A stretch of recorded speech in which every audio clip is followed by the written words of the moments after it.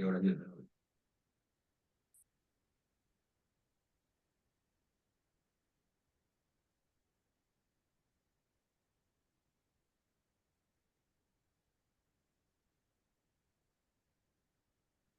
La voz de la diáspora venezolana. El espacio semanal pionero, lugar de encuentro de ciudadanos y organizaciones transnacionales de venezolanos, donde se comparten proyectos e iniciativas y se exhiben los logros de la nueva geografía de Venezuela. En el aire desde 2017, a través de rcr750.com, la emisora también pionera de la radio venezolana.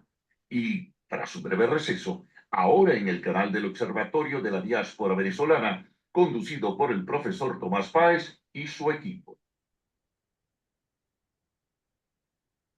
Buenas tardes, querida audiencia global. Hoy, como todos los lunes, desde hace ya 8 años, a esta hora, 12 del mediodía, a veces tenemos problemas de conexión, pero bueno, mantenemos la hora y el espacio semanal conectando a la diáspora en la nueva geografía de Venezuela.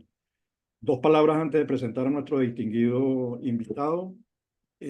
Bueno, una enorme movilización en Venezuela y en el mundo, allí donde hay venezolanos, allí, y estamos hablando de 90 países, estamos hablando de más de 1.500 municipios, la gente movilizándose, denunciando lo que está, la atrocidad de lo que está ocurriendo en Venezuela. Además, sorprende mucho las declaraciones del todavía presidente Maduro, que señala que hay 2.000, pero así como si fuese una cifra de éxito, 2.000 personas en prisión, y además las va a mandar a unas cárceles terribles, que es Tocorón, y uno dice, bueno, pero eso es como para vanagloriarse ese es el logro, cuando además están los datos, en vez de fusiles, en vez de armas, lo que habría que hacer es mostrar las actas, es muy simple. Y las actas las tiene quien quiera verlas, porque hay gente que todavía está pidiendo diálogos cuando los datos están allí. Digamos, busquen los datos y a partir del dato construyamos la solución. Yo creo que queda grabado para el resto de la historia de Venezuela lo ocurrido con la estatua del difunto. Esa es así como la síntesis del hartazgo, del cansancio de una sociedad que se vio vapuleada, se vio destruida, se vio agredida, ¿no? Eso le ocurrió también a Ceausescu, eso le ocurrió a Mussolini. Está ocurriendo, por cierto, en Bangladesh. Así que uno lo que les pide es sensatez. Cuando uno ve las declaraciones, sensatez, busquen la realidad, tengan los datos, eh, tomen una decisión que les permita seguir siendo un partido alterno, que pueda ser una oposición seria a el gobierno de Edmundo González.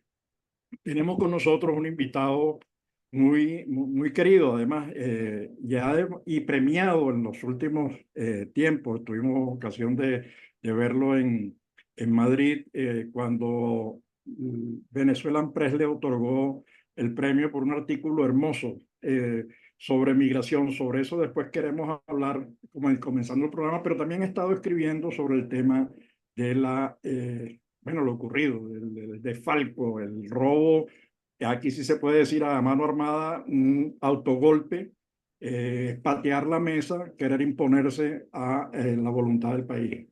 Javier comenzó, primero es periodista, y siendo en pasantía pasó por el Nacional. Se graduó en la UCAP, en la Universidad Católica Andrés Bello.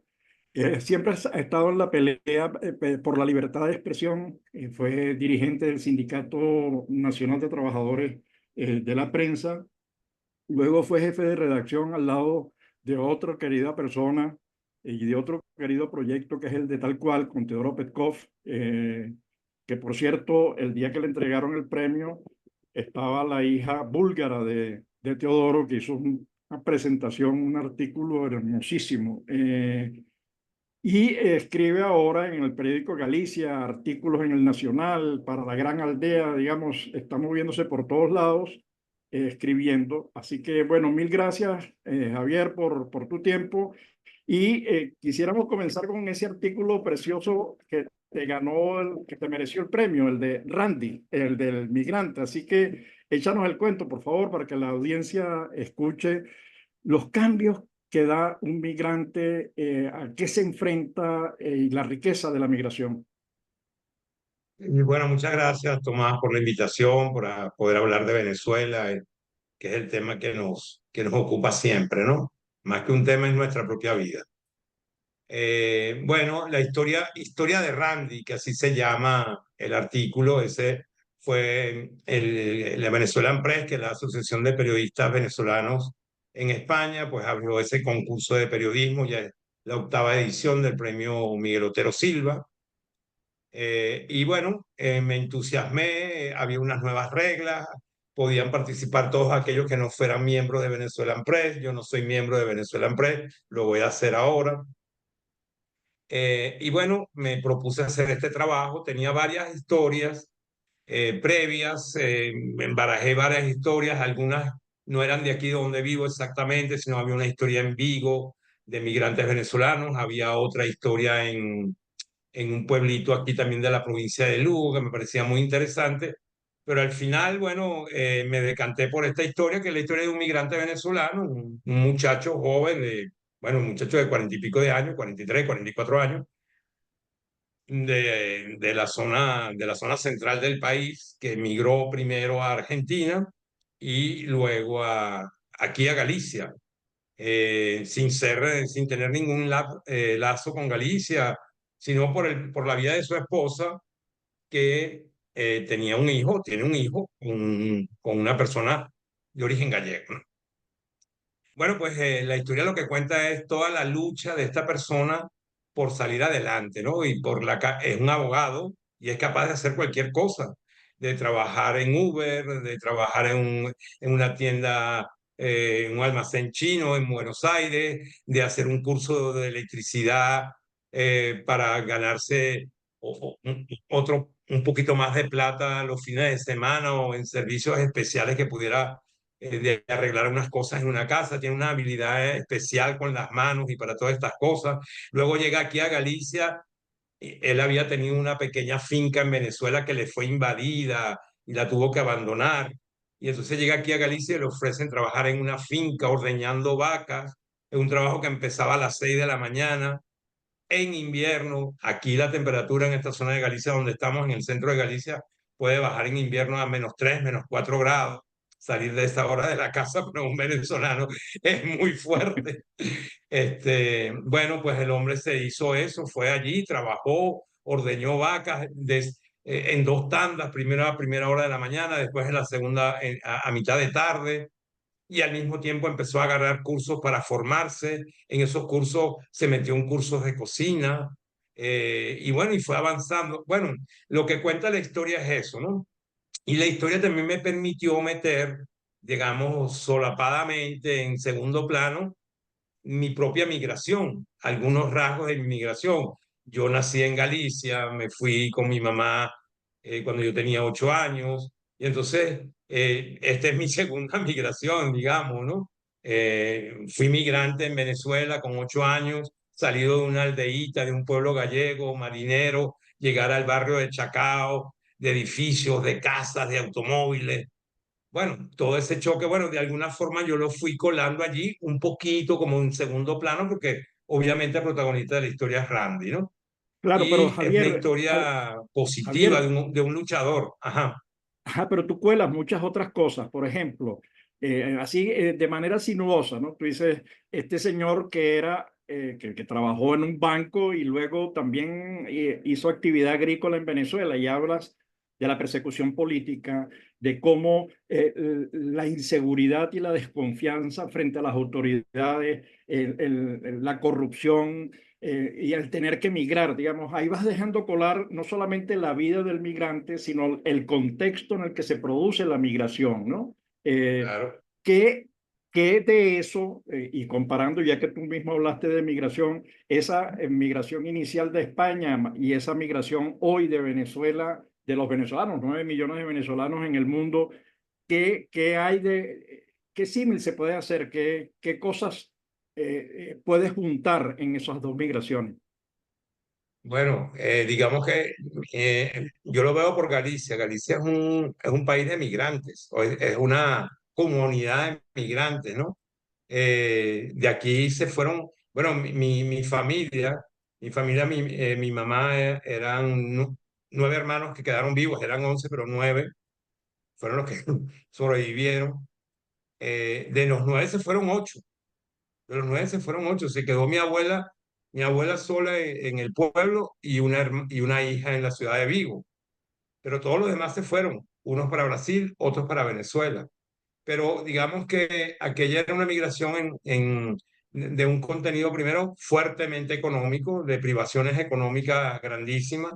Era muy posible que si mi familia no hubiera migrado, yo no hubiera tenido posibilidades de estudiar de estudiar ni siquiera bachillerato y mucho menos en la universidad. Pero además, en el caso de mi familia en particular, que no tiene por qué ser toda, mi abuelo había estado preso 5 años después de la guerra civil. Él era, bueno, un cantero, trabajaba con la piedra, que es un oficio muy gallego. Galicia está llena de piedras y hacer las casas de piedra, y eso es un arte, la cantería, saber hacer, ¿no? Y ahora se estudia además. Y bueno, y él estaba como en los sindicatos de canteros y esas cosas, y bueno, hablaba, sobre todo hablaba, porque nunca empuñó un arma, pero bueno, eso bastaba para que lo persiguieran. Entonces había también un rasgo de persecución política allí en el fondo, ¿no? Eh, pero básicamente lo que empujó a mi familia a irse fue la pobreza, la pobreza, ¿no? En mi casa no había, cuando yo salí de Galicia en el año 64, no había televisión, ni había nevera, ni había calefacción, y venían los inviernos. Y todavía en mi memoria está el recuerdo de acostarme con sábanas mojadas, ¿no? Y se metía una bolsa de plástico con agua caliente y calentabas la sábana para poder acostarte. Entonces, bueno, es una historia, para mí era incomprensible en ese momento, pero siempre en mi casa eso se hablaba y se recordaba, ¿no? Yo diría que esta migración se parece en el volumen, ¿no? La migración española fue muy fuerte, los canarios, los gallegos, los vascos, los catalanes, que fueron, digamos, los asturianos, todo eso tienen representación en Caracas. Hay centro asturiano, hogar canario, catalán, vasco, ¿no? Que son las grandes comunidades que se instalaron en Venezuela. Y obviamente cuando tú llegas aquí de regreso como migrante, tú te encuentras con familias que vivieron tanto en Cuba, primeramente porque hubo una gran primera migración hacia Cuba, y luego hacia Venezuela o a México o Uruguay, o Argentina. Entonces, bueno, las similitudes son el desarraigo, el que tu patria empieza a ser otra, ¿no? Que tu patria es el lugar donde puedes echar raíces y donde puedes progresar y donde puedes ver otras cosas, ¿no? Y entonces el alma del migrante se divide y si eres de aquí, yo soy de aquí por mi infancia, por mis 8 años que viví de pequeño, soy de aquí por eso, porque eso está vivo en mí, pero todo lo demás es Venezuela, todo lo Claro, pero demás es Venezuela. al final eres de todos lados. Hay una parte en Exacto, al el final es de cuento, todos lados y de ninguno. y una parte en el cuento que me llama mucho la atención de la descripción que uno ha escuchado de los gallegos es que tú no sabes cuando están en la mitad de la escalera si van subiendo o van bajando, ¿no? Digamos, hay una interpretación del gallego, pero volviendo, no para profundizar solo con el texto que escribiste sobre la migración. Yo encuentro similitudes también en el tema económico del deterioro profundo, es decir, lo que ha ocurrido en Venezuela no tiene parangón. Y ahí está nuestra contertulio de todos los lunes, que es Julieta Casó. Ella está en Argentina, donde tú también estuviste un tiempo, En ¿no? Uruguay estuve Trabajando. yo, en Ah, en Uruguay. Uruguay, ok. Estuviste en Colombia primero y después en Uruguay. Ella está en Exacto. Argentina, pero ella nació en Venezuela. Entonces, digamos que ahí tienes nuevamente, pero de padres argentinos. Entonces, tienes todos estos flujos migratorios, también tiene familia allí. Entonces, estos flujos migratorios que salen de Venezuela lo hacen, entre otras muchas razones, no solo económicas, pero fundamentalmente el peso de lo económico en la decisión de emigrar, además de la persecución política.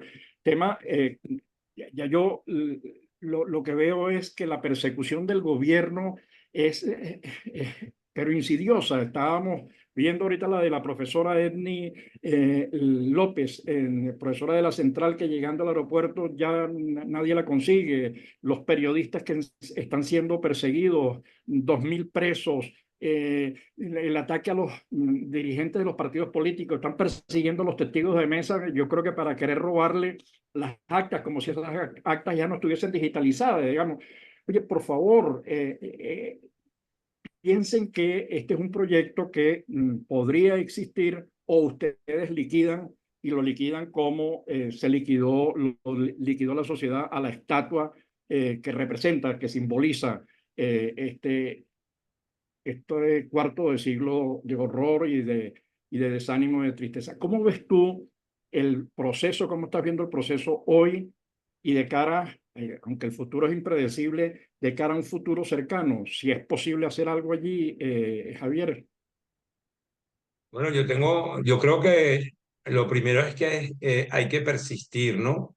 Eh, a ver, nadie supuso nunca que esto iba a ser fácil. Y creo que María Corina Machado lo ha dicho suficientes veces y toda la oposición lo ha dicho, ¿no? Vivimos desde que se inició el proceso electoral el 5 de marzo, desde que se presentó el cronograma electoral, una sucesión de hechos que se fueron venciendo uno a uno, ¿no? Se fueron como obstáculo a obstáculo, se fueron salvando. Y ahora viene este que es el más complejo y el más difícil porque significa la salida del poder de esta gente que ha estado gobernando Venezuela por 25 años. Y es muy complejo, es muy difícil. Es muy difícil porque, bueno, porque ellos están cerrados a cal y canto, porque no quieren abrir una puerta a la negociación, no la quisieron abrir antes. La negociación que hubo, que dio alguna ilusión, que fue la de Barbados el 17 de octubre del año 23, que bueno, que tuvo el efecto de permitir la realización de las primarias, nada más y nada menos, ¿no? Porque yo creo que ese hecho es demasiado significativo, lo que la primaria impulsó y bueno, primero consolidó el liderazgo de María Corina Machado y luego fue un triunfo que llenó de ánimo y de esperanza a la gente. O sea, ese hecho fue muy importante. Creo que tenemos que seguirlo valorando en el futuro de lo que significó la realización de la primaria, ¿no? Y eso justifica de alguna forma ya el acuerdo de Barbados, independientemente que después hubiera sido violado o olvidado, o ha sido olvidado y violado, ¿no? Pero bueno, esta gente está negada a una negociación. El mundo debería entender bueno, hay países en el mundo que nos están ayudando, que han sido muy solidarios, no podemos negar eso, es decir, la comunidad internacional en muchos países han estado. Yo acabo de escuchar ahora la intervención de la canciller argentina en la reunión de la OEA y es realmente muy buena, muy buena. Chile ha tenido una posición coherente y consistente a lo largo de todo este tiempo. La gente empezó a descubrir ahora a Boric, pero Boric, en verdad, siendo un tipo de izquierda, ha mantenido unas posiciones muy coherentes, por lo menos en su política exterior. Y en su política interna sufrió algunas debacles y las admitió como demócrata, ¿no? Y bueno, ojalá le vaya bien, digo, independientemente de la posición ideológica de cada quien, porque eso es bueno para Chile, ¿no? Y es un liderazgo joven, creo que es un hombre que ha mostrado apertura democrática y consistencia democrática, y esos son líderes que necesitamos, sean de izquierda o sean de derecha. Igual que Uruguay, que es un país de centro derecha, tiene una posición muy coherente sobre el tema venezolano. El canciller de Uruguay también intervino en la reunión de la OEA y fue muy consistente y muy claro. No así Brasil, no así Colombia, no así obviamente México, que ni siquiera se presentó para votar, ¿no? Entonces, bueno, esta situación está compleja porque, digamos, Brasil, Colombia, México, que tienen un peso importante en América Latina, pues pudieran ser naciones. Con un solo voto la OEA hubiera sacado adelante su resolución, ¿no? Nos faltó un voto. O sea, la situación es muy compleja. El gobierno de Maduro ha recurrido a la fuerza y a la represión. No conocemos las actas. No hay ni una sola prueba hasta este momento de que Maduro haya ganado ni siquiera una mesa electoral, no las elecciones. Seguramente ganó alguna mesa, obviamente, pero hasta ahora no nos han mostrado ni una mesa donde Maduro haya ganado, ¿no? Nada, no sabemos nada de eso. Y tenemos las actas publicadas, las actas que salen de un proceso automatizado que emite. Es decir, la oposición cumplió una cosa que siempre le decíamos que estaba en deuda, que era, ¿dónde están las actas de los testigos que se pusieron en las mesas? Bueno, aquí están. La oposición cumplió una tarea que siempre se le reclamó. ¿Dónde están las pruebas de que hubo un robo electoral? Bueno, aquí no se trató, aquí no fue el robo en una mesa, que siempre ha habido. En la historia de las elecciones en Venezuela siempre ha habido, desde siempre, ¿no? Que en una mesa te tracalean unos votos, te los ponen para acá o para allá. Eso siempre ha habido. Pero esto es un robo integral de un proceso electoral. Se lo robaron todo, ¿no? Entonces es una cosa descarada y demostrada con las actas, con las firmas de los presidentes de mesa, con la firma de los testigos, con las huellas dactilares, con el código QR, ¿no? Y además había unos procesos posteriores que el gobierno se negó a hacer, unas auditorías de verificación que suspendió, que el Consejo Nacional Electoral suspendió y que no realizó, que si se hubieran hecho aquí no hubiera ninguna discusión, no debería haber ninguna discusión, sino, bueno, la discusión es, bueno, ¿cuándo te vas? Porque ahora no pueden esperar ni siquiera el 10 de enero, ahora se tienen que ir antes, porque cometieron un crimen electoral, un fraude gigantesco. Es decir, ya no hay ni la mínima confianza para que estén en el gobierno, la mínima. Ahora, con ese crimen electoral, con esa burla a toda la sociedad que sabe, vamos, estaba viendo los vídeos que están corriendo en las redes de una persona representante del gobierno cantando el resultado electoral y era Edmundo González triplicando los votos, pero lo decía ella, digamos, porque ese era el resultado de la papeleta y la papeleta está allí, entonces se están inventando un tema del hackeo cuando previamente habían dicho que el hackeo no existía, que no era posible porque era una red alterna. El centro Carter lo reitera, pero es que además la transmisión del dato es posterior a tener la papeleta en la mano y eso lo tenían todos los miembros de mesa, representantes del gobierno y representantes de la alternativa democrática, y bueno, ahí están las evidencias. Ahora, tú señalaste algo, y tú que has sido defensor de la libertad de expresión, del trabajo del periodista, del esfuerzo de comunicar y además la responsabilidad de comunicar. Decías antes que el gobierno con el tema de comenzó a entorpecer con el tema de las primarias. No, el gobierno ha hecho, cerró medios de comunicación, Claro, claro. portales, no había canales de televisión, persiguió a la señora que le vendió la empanadita a María Corina y Edmundo, o que los acogió en el restaurante, o que fueron taxistas. Es una cosa insólita lo que ha hecho el gobierno, y entonces uno se sorprende, yo me sorprendo, cuando escucho estos argumentos de la década del 60, el imperialismo, ¿no? ¿Cuál imperialismo? No, si es la población la que, o esa cosa hemipléjica a la que se refería Ortega y Gasset, izquierda y derecha, que yo creo que es lo que se ha demostrado con las declaraciones de Enrique Márquez, de Barreto. La discusión es entre democracia y autoritarismo, entre democracia y golpe de Estado. Yo creo que esa es me parece que es más lógico el debate por allí que izquierda-derecha, porque izquierda es cuál izquierda y derecha es cuál derecha. Entonces empiezan los procesos que no ayudan para nada. Creo que lo que se está demostrando es que hay personas y líderes comprometidos con la democracia más allá de lo que piensen de cómo qué hacer en el campo social, en el campo político, en el campo institucional. No sé, ¿cómo lo ves tú, Javier? No, bueno, a mí me parece que esa es una discusión un poco caduca, ¿no? Yo creo que lo que uno tendría que exigirle a unos gobernantes es sensatez, ¿no? Sentido común y sentido de gobernar para las mayorías y de someterse al escrutinio democrático y a la división de poderes y respetar lo que está en la Constitución. Aquí, esta es otra cosa distinta, esta es una cosa, pero fíjate, yo estaba pensando que si alguien, nadie puede creer, la palabra del gobierno no tiene prácticamente ningún valor, pero no solo en términos electorales. ¿Quién, quién lleva los datos de la diáspora? ¿Los lleva el gobierno? El gobierno dice que hay 2 millones de venezolanos fuera. ¿Ah? Sí, Fíjate, sí, es no. que no se les puede creer en nadie. Ajá, ¿quién da los datos de la pobreza en Venezuela? El gobierno no los da en COVID. La Universidad Católica Andrés Bello es la que te dice, es la que pasa la encuesta de hogares y entonces tenemos un reflejo de cómo viven los venezolanos. Es decir, no hay Estado, no hay Estado en nada.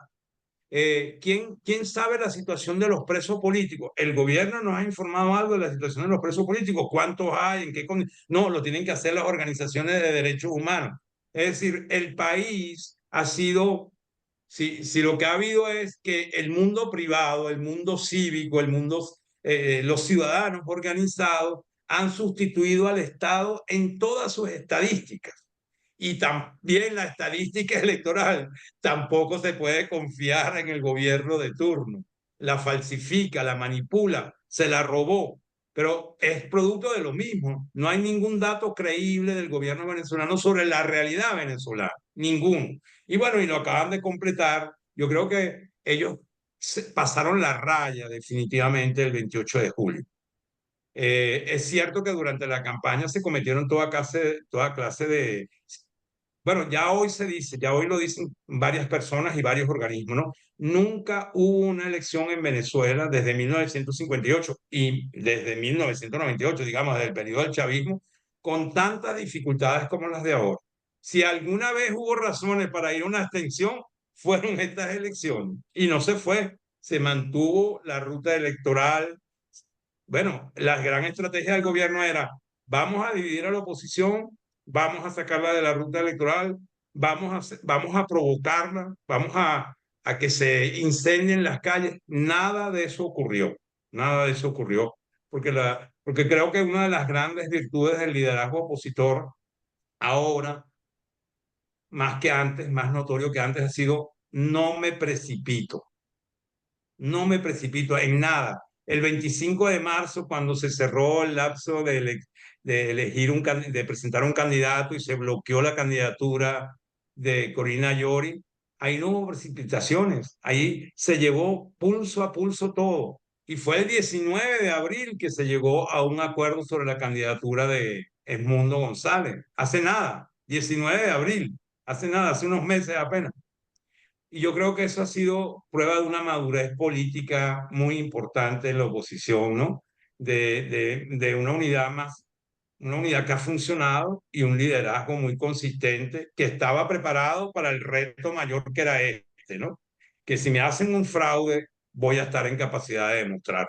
Y En en eso real- estamos, lo hemos demostrado, pero no hemos cobrado en todavía. realidad parecía decir, cuando me hagan el fraude voy a tener todas las opciones, porque el fraude, digamos, arrancó y si pensamos en la diáspora, desde dejarnos afuera todos los venezolanos que estamos viviendo en otros países. Y creo que eso ha sido algo que yo aquí en Argentina, hablando con sociólogos, están aquí y me dicen, es que ya el fraude empezó antes de que se fuese a votar, porque les quitan la posibilidad de participar argumentando un tema de documentación que ellos mismos imposibilitan de tener. Es decir, cuando es un problema, por ejemplo, si estás afuera no te puedes sacar la cédula, por lo menos aquí en Argentina, creo que en ningún país, pero aquí en Argentina, y te piden, lo hacen tan complicado que creo que mucha gente que todavía tenían un cierto romanticismo, un chavismo de exportación de Chávez como aquel, se dieron cuenta de lo que venimos diciendo mucho tiempo, ¿no? Y creo que el tema de tanta gente que está afuera,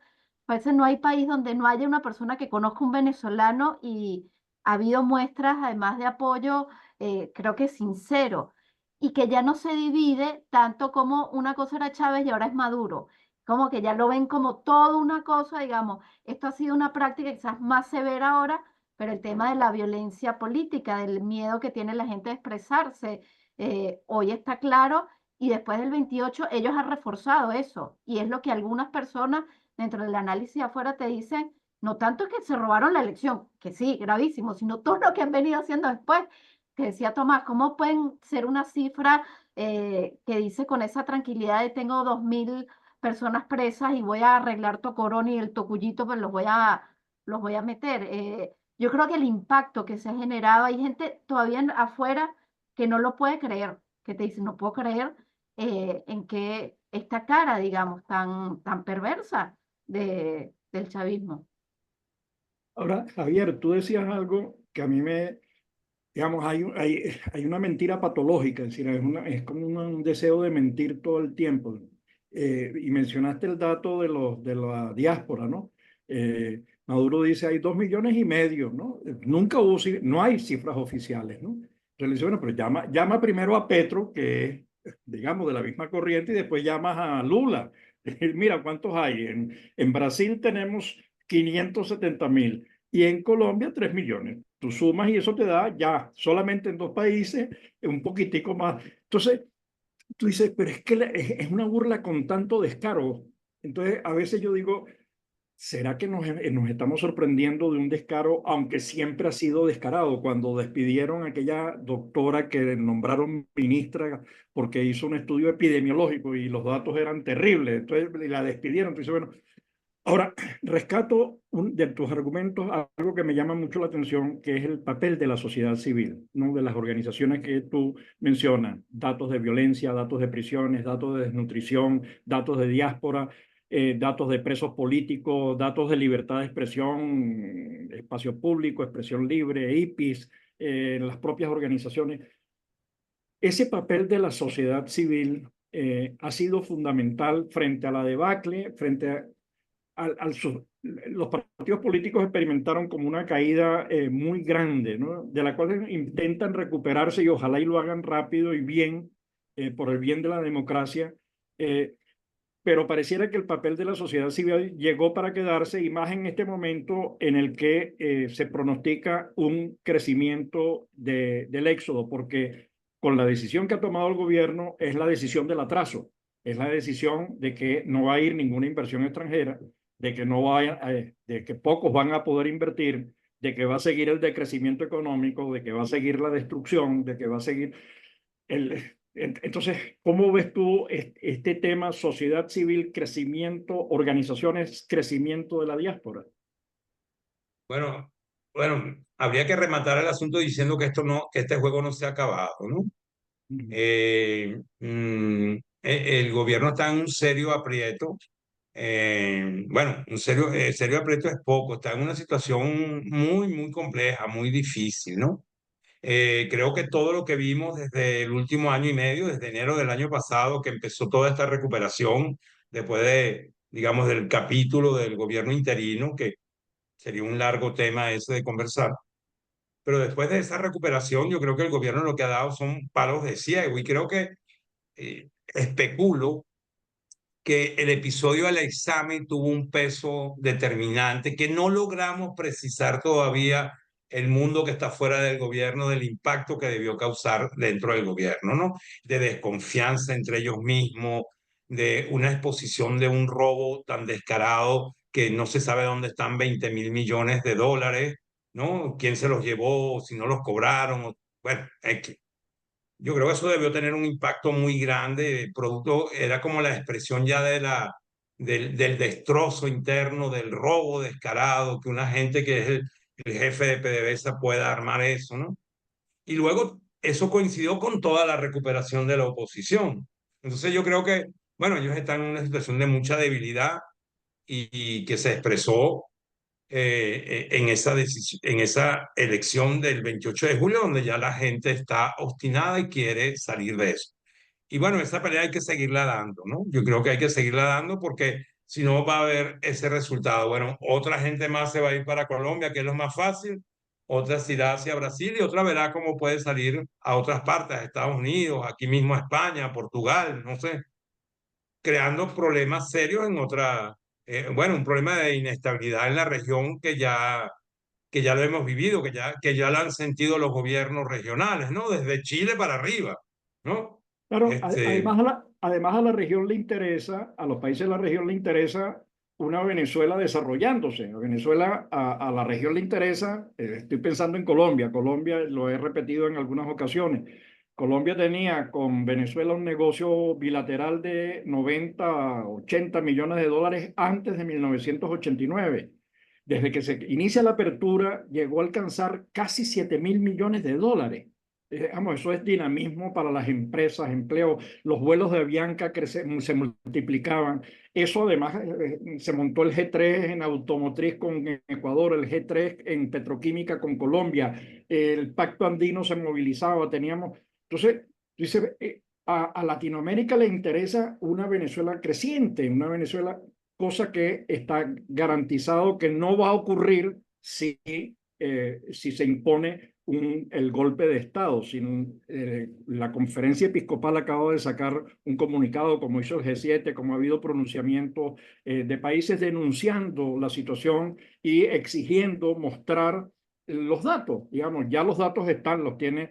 Bueno, vamos a cotejarlos, los que tiene ya las actas en manos que están son accesibles, las tiene la alternativa democrática, las tiene. Y yo rescato esa frase de Yogi Berra, creo que se la escuché hace poco también a Ramón Guillermo, que sabe de béisbol porque fue presidente de la decía, el liga. juego no termina hasta que no termina, digamos, hasta el último out. Entonces, yo creo que es una postura lógica, además es la que está planteando el pueblo venezolano que salió ayer el sábado a la calle a mostrar su compromiso con la democracia, su compromiso con la libertad y el desarrollo, ¿no?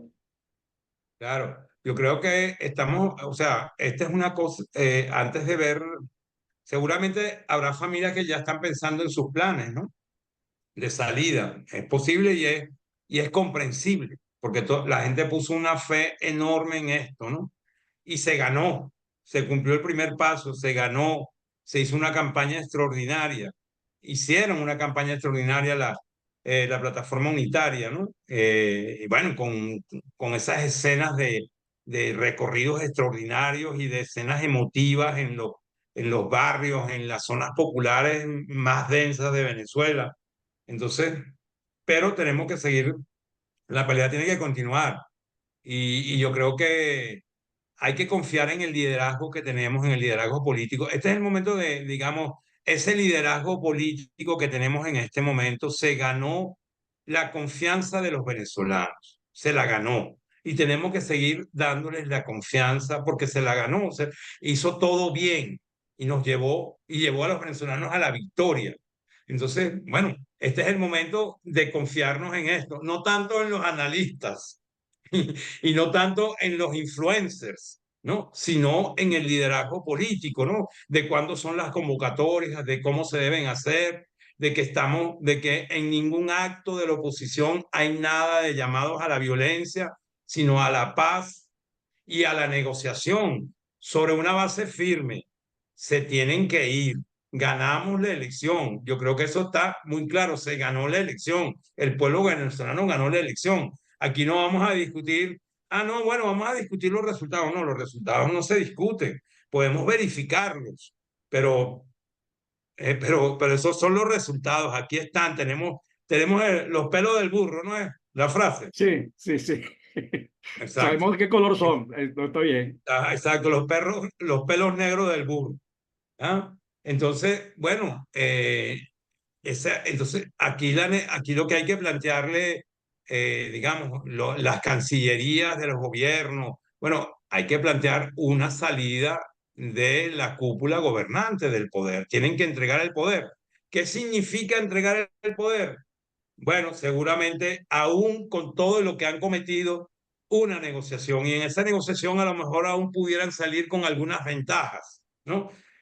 Yo hace pocos días vi una película que se llama In My Country, que es sobre la historia de Sudáfrica cuando ganó Mandela y cuando se crea una comisión de reconciliación y verdad y bueno, va un periodista norteamericano, creo que de Washington Post o de AP, y hay una periodista blanca, sudafricana y poeta. Hay una historia de amor allí de por medio, como es lógico suponer, pero lo importante es que se muestran esas escenas de reconciliación, de juicio, de esclarecer la verdad. Y hay un dato al final de la película. Se produjeron en Sudáfrica 1.200 amnistías, que fue uno de los momentos más duros de Mandela. Tuvo que firmar esas amnistías. La firmó a cambio de qué decir, bueno, a cambio de la paz. Porque en Sudáfrica sí estaba planteada, y lo vimos en la famosa película Invictus, ¿no? Y en el libro que dio lugar a la película, que había una situación de guerras, de preguerra civil en Sudáfrica. Es decir, la minoría blanca no quería soltar el poder, a pesar de que, bueno, que había sido derrotada por Mandela y se había instalado un gobierno, pero ese gobierno era muy frágil, ¿no? Y bueno, se produjeron un conjunto de amnistías. Aún a pesar de todo lo que ha pasado en Venezuela, de este crimen gigantesco electoral, de este fraude que se agrega a todo lo que se ha cometido, bueno, la posibilidad de amnistías y la posibilidad de negociaciones sigue planteada. Si hay, Claro, digo es yo que que además, sigue planteada, yo no conozco esa claro, materia a profundidad de la justicia transicional, pero abrir el camino hacia la posibilidad de la democracia, no, con unas personas que solo quieren darnos plomo, vas bueno, a ir, vas a tener que ir a un proceso de justicia. Hay una organización que se llama Justicia, Encuentro y Perdón. Ahora, el tema es que la sociedad venezolana hoy no está dividida. El, exactamente, no, el no está resultado polarizada. no está polarizada. Digamos, quienes están polarizados son unos pocos, porque además dentro de el propio bloque en el poder, no solamente es el AISAMI y el grupete del AISAMI, sino los otros grupetes que allí coexisten, están jugando un juego perverso, pero ellos, entre ellos, peleándose entre ellos y definiendo poderes entre ellos, alejados y divorciados de la sociedad. Yo creo que, y con esto un poco tratando de cerrar el programa antes de que tú des las últimas palabras, Javier, el, el símbolo de lo que hoy ocurre en Venezuela es la estatua, no del presidente actual, sino del modelo original.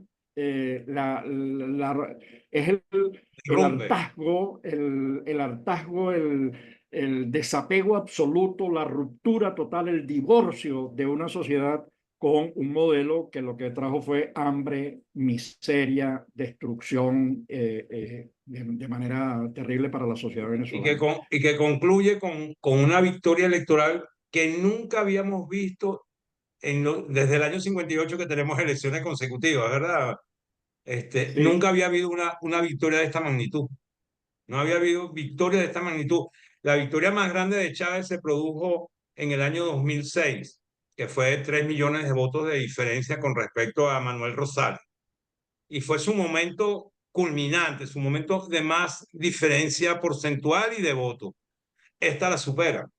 Esta es superior a aquello.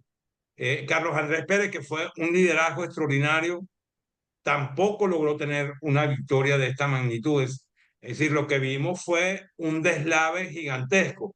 Y si hubieran dejado votar a los 6 o 7 millones que se quedaron no. fuera, porque se quedaron cerca de 4,5 en el exterior, ¿no, Son Tomás? 6, no, 6,5 en condiciones teóricas de poder votar y En el cuatro punto exterior. ocho que ya estaban inscritos y que no pudieron Exacto. actualizarlo. Pero digamos, de los que no tenían cédula, de los que eran ya mayores de edad y tenían cédula, más los que estaban inscritos, teóricamente pudo haber votado 6,5 millones de venezolanos que no pudieron ejercerlo, y de los que estaban inscritos en el registro electoral, a los que no se les permitió cambiar, casi que le decía, paga para votar, ¿no? Y paga era $300 trescientos para renovar euros, 300 pasaporte. euros para sacarte el pasaporte. Claro, entonces era paga para votar, digamos, era una cosa, un maltrato, porque es que ha sido maltrato al ciudadano, y de eso Ha sido sí, sí, Ha sido toda la expresión es, una gran mentira, una gran estafa, todo, porque eh, nosotros se aprobó una constitución que no tenía 3 poderes clásicos, sino 5 poderes clásicos, ¿no? Se agregó el poder electoral y el poder moral, Claro. imagínate, ¿dónde está el Sí, poder moral? sí, Y el poder ya, electoral es un brazo del gobierno y todos los demás claro. poderes. O sea, yo te creo más poderes, pero no va a haber sino uno solo, que Sí, es el del partido de claro. gobierno y el del líder, pues. Claro, y el del que en ese momento de la facción del partido de gobierno que está ejerciendo el gobierno. Bueno, Javier, de verdad Bueno, que muchísimas gracias por la seguimos en esta invitación. pelea defendiendo la democracia, defendiendo el resultado porque no podemos torcer el brazo, dejarnos torcer el brazo frente a una mentira tan brutal, frente a un abuso colosal de parte del gobierno. Así que Yo quería hacerle seguimos en una esto. Mil pregunta gracias. a Javier antes Dale, de dale, dale. él siendo periodista. Hay un tema ahora que con digamos, todas las redes sociales, la cantidad de cosas que uno ve que no todas son buenas, ¿no? La posibilidad que tiene cualquiera de colgar y volverse un influencer sin tener, puede estar lleno de odio de lado y lado, ¿no? Creo que hay un fenómeno nuevo o que se empieza a preguntar, uno que está desde de este lado como más de análisis, es ¿cómo hacemos nosotros para construir un mensaje hacia ese chavismo que es disidente, ese chavismo que hoy está indignado? Pues es muy fácil hablarle a los que siempre estuvimos en la oposición, ¿no? Pero ¿qué pasa? Porque hay un miedo, y yo lo he visto de gente que apoyó el chavismo y que hoy dice, ¿cómo me voy a acercar yo a la oposición? No, porque hay un miedo de que me rechacen, hay un miedo de que yo fui y ahora estoy aquí. Hay un mensaje que se mandó siempre del salto de talanquera, que nadie quiere saltar la talanquera, como que en el colegio nadie quería ser chismoso. Entonces decía, bueno, yo no voy a ser el buchón. Entonces, ¿cómo le escribimos, cómo le hablamos a esa gente que hoy está indignado en algo que creyó tanto? Porque creo que hay parte de la oposición que busca ese mensaje de consenso, ¿no? No a los que están cometiendo los delitos, a los seguidores del chavismo que hoy deben tener un despecho muy grande porque quizás hasta este momento, sé si me explico bien, el que votó en este momento por Maduro y hoy se da cuenta del desastre que hizo, cómo lo traemos a decirle, bueno, a todos nos estafó, más ustedes que eran sus seguidores? ¿Desde dónde, desde el periodismo, o si hay gente que lo está pensando, cómo mandamos ese mensaje? Porque creo que es importante para no caer en lo mismo que han caído ellos. Es decir, tú lo votaste, entonces tú no eres de los míos. No, no, no, a ti también te estafaron. Claro, yo creo que, bueno, el periodismo, eso sería otro gran tema, hablar de todo lo que ha vivido el periodismo durante estos años. Yo creo que los medios fueron muy responsables de muchas cosas también y tendrán que hacerse, bueno, ahora ya los medios prácticamente no existen o los grandes medios que teníamos antes no existen, pero yo creo que es importante que los medios expresen una clara adhesión a los principios democráticos, a la libertad de expresión, a que no hay ningún tipo de censura, a que no hay, a que hay, bueno, que yo creo que en general en Venezuela se vivió un larguísimo proceso de apertura democrática en los medios. Cuando yo empecé en los 70 todavía yo empecé a mediados de los 70 en el periodismo y todavía había ciertas cosas y eso se fue ampliando, ¿no? Y cada vez hubo medios que por mucho tiempo impedían que ciertos liderazgos se expresaran en los periódicos. Todo eso se fue venciendo a medida que la democracia parecía que se consolidaba, pero se consolidaba en unas cosas y no en otras, o en unas mentes sí, en otras no. Yo creo que creo que el mensaje que está mandando el liderazgo político de pacifismo, de encuentro, de cercanía con lo popular, es decir, aquí no hay diferencia, todos somos venezolanos y todo venezolano se merece respeto a sus ideas, a la forma de vida que decida tener dentro bueno, de los parámetros lógicos, Democrático. ¿no? De trabajo, de progreso, pero digamos, de libertad absoluta de crear eso. Y creo que es primero un mensaje que el liderazgo político debe reforzar y un mensaje que los medios de comunicación deben ser vigilantes de que eso sea así. Creo que es muy importante que los medios sean siempre independientes. Durante el chavismo no han podido serlo. Y luego, si esto termina y termina como queremos, tienen que reivindicar su papel de poder independiente y de voz independiente frente a lo que venga, frente al futuro del país. Eso es una garantía, digamos, de compromiso democrático y de entender que la información es un bien público, ¿no? Y que la lucha por la información, y esa información a veces puede ser mejor y peor, ¿no? Que es otra cosa, que la gente dice, no, tiene que ser verdad. Bueno, es mejor y peor, depende de las circunstancias en que se hace, pero también cada ciudadano tiene el deber de eh, saber elegir y saber buscar y saber dónde me voy a informar, ¿no? También hay una responsabilidad individual de cada uno Claro, de nosotros, ¿no? No podemos dejar la responsabilidad, no, es que los medios, no, es que los políticos, bueno, y la mía particular, y la mía para saber dónde busco y saber detectar las manipulaciones, ¿no? Pero creo que, bueno, que el periodismo tiene este no es el mejor momento del periodismo porque ha sido golpeado. Si algo han golpeado es el La li- sistema de medios que existió en sí, Venezuela, ¿no? Porque rápidamente detectaron que una forma de tener el poder absoluto era tener el poder, ¿no? La hegemonía comunicacional que hablaba exacto. alguno que ahora se olvida de la cosa. Pero bueno, pero Pero que se haya olvidado es bueno, digamos, bueno, es que bueno hoy que no se esté haya hablando de olvidado, pero eso. que se haya olvidado de verdad, que se haya olvidado de verdad. Yo no lo he visto decir, bueno, él justifica la cosa, él dice, bueno, es que en aquel momento era necesario, bueno, en aquel momento era necesario. No, Creo que esa nunca es, justificación no es válida, ¿no? no, no es válido, no es válida. La libertad, como tú bien En dices, ningún es un momento bien se puede público de la justificar democracia. que un gobierno aspire al control comunicacional e informativo de un país. Eso no puede ser bueno Eso no puede, en así ningún caso. Es es, preferible los excesos que puedan cometer los medios a la censura, exactamente. ¿no? completamente de Entonces, acuerdo, completamente de acuerdo. Bueno, Javier, de verdad que ha sido todo un gustazo esta bueno, conversa y bueno, igual para mí, y seguimos defendiendo la libertad y la democracia. la libertad. Muchísimas gracias. Julieta, nos seguimos viendo entonces el próximo lunes, Gracias, Julieta. Chao, como de Javier, un placer. costumbre, en este espacio, La Voz de la Diáspora. Chao, feliz Bueno, tarde. gracias, Gracias. Tomás. Hasta Gracias. luego. Hasta luego.